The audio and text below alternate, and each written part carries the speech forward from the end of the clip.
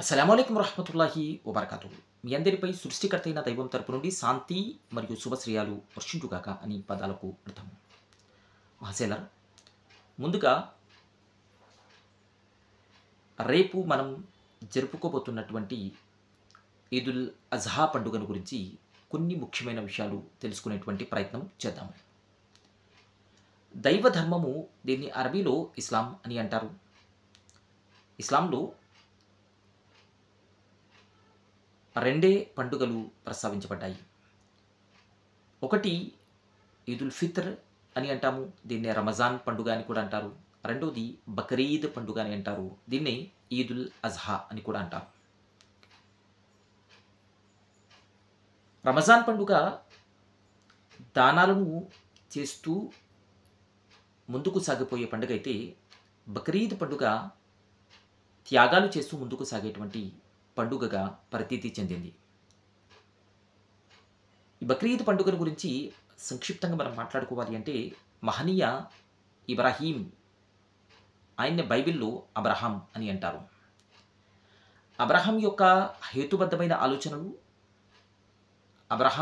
ఇబ్రాహీం ప్రవక్త యొక్క త్యాగశీలమైనటువంటి జీవితాన్ని స్మరించుకుంటూ సంకేతాత్మకంగా మనం ఆచరించేటువంటి ఆచరణని ఈ బక్రీద్ పండుగ లేదా ఈదుల్ అజ్హా పండుగ అని చెప్పి అంటారు.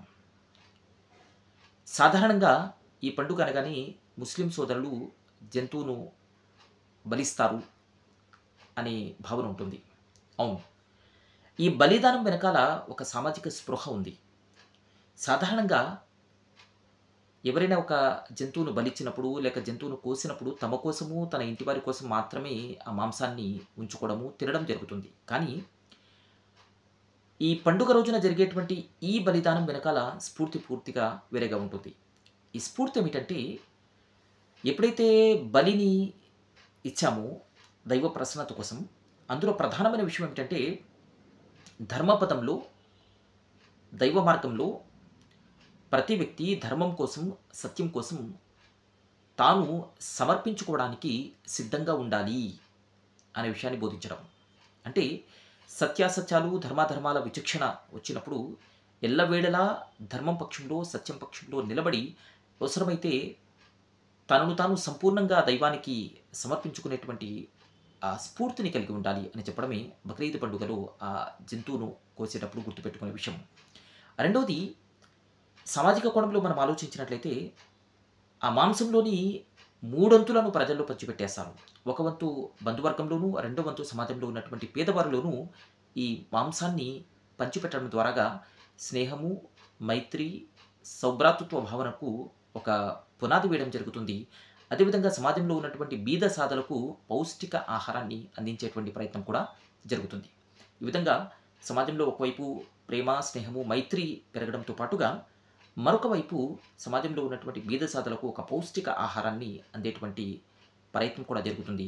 అసలు దీని వెనకాల ఉన్నటువంటి స్ఫూర్తి ఏమిటంటే, నిస్సందేహంగా మానవుడు దైవదాసుడుగా ఇతడు ఎల్లవేళలా ధర్మం పక్షాన నిలబడవలసి ఉంటుంది.